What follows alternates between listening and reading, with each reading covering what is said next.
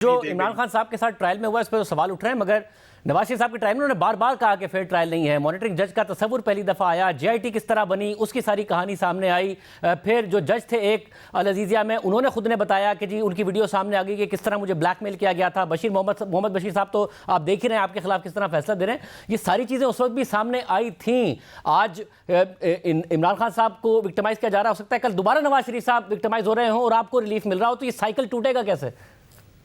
नहीं, टूटना चाहिए, साइकिल को हर सूरत टूटना चाहिए शाहजेब खानजादा साहब, और बिल्कुल टूटना चाहिए और ऐसा नहीं होना चाहिए। लेकिन मैं कहता हूँ पस पर्दा क्या अवामिल है वो तो पूरी दुनिया को मालूम होते हैं, लेकिन फिर भी जज साहिबान अपना जो प्रोसीजर है वो इंटैक्ट रखते हैं और गवाह को टाइम देते हैं। वो आपका स्टेटमेंट भी रिकॉर्ड होता है, क्रॉस एग्जामिनेशन भी होता है, आपको हक भी दिया जाता है, आपसे पूछा भी जाता है कि डॉक्यूमेंट्री एविडेंस आपका क्या है, गवाह में डिफेंस में क्या गवाह लाना चाहते हैं। लेकिन ऐसा नहीं है कि जज साहब कहे ना आपकी गवाह की जरूरत है, न क्रॉस की जरूरत है, आपकी स्टेटमेंट भी पूरा नहीं है, उस पर दस्तखत लेने से पहले पहले आप डिसाइड कर ले। आप यकीन करें कल कोर्ट में हम मौजूद थे, शाह साहब की 342 की स्टेटमेंट जो बयान मुल्जिम है उस पर दस्तखत लिए बगैर जज साहब ने ऑर्डर अनाउंस किया था। खान साहब से भी उन्होंने दस्तखत लिए बगैर ऑर्डर अनाउंस किया था, बावजूद इसके कि उन्होंने एक्सरसाइज किया था कि हम अपना गवाह लाएंगे। तो ऐसे सर्कमस्टांसेस में अदलिया चाहिए तो अदलिया को चाहिए। जज मोहम्मद बशीर साहब ने 29 तारीख को एक ऑर्डर किया जिसमें उन्होंने कहा कि ये बार बार वकील बदल देते हैं, 11 जनवरी से वकील बदल रहे हैं, इस दखासा के गवाह गुज़िश्ता 5-6 समातों से अदालत में पेश हो रहे हैं, मगर वकला सफाई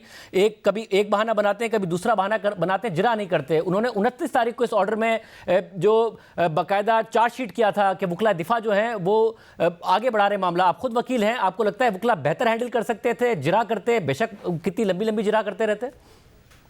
नहीं, आपकी ये बात ठीक है, जज साहब ने ऐसा जरूर कहा है, लेकिन ऐसी बात नहीं है। जज साहब ने गलती की है, और वो ये कि 2 मुल्जिमान है, एक बुशरा बीबी थी और इमरान खान साहब थे। इसलिए वकला जब वहां मौजूद थे तो ये हमने डिसाइड कर लिया था कि एक और वकील को भी एंगेज करे जो बुशरा बीबी की तरफ से पेश हो। तो खान साहब की तरफ से तो वकील मौजूद थे और उन्होंने कोई इस्तेदा नहीं की, उसकी हाजिरी भी लगी है कि वो मौजूद है कि मैं क्रॉस एग्जामिनेशन करने के लिए तैयार हूँ। लेकिन ऑल ऑफ अ सडन जज साहब उठ करके चले गए। हम कह भी रहे थे पीछे, क्योंकि एट द सेम टाइम आपने नोट किया होगा यस्टरडे वहां 2 ट्रायलें चलती रही।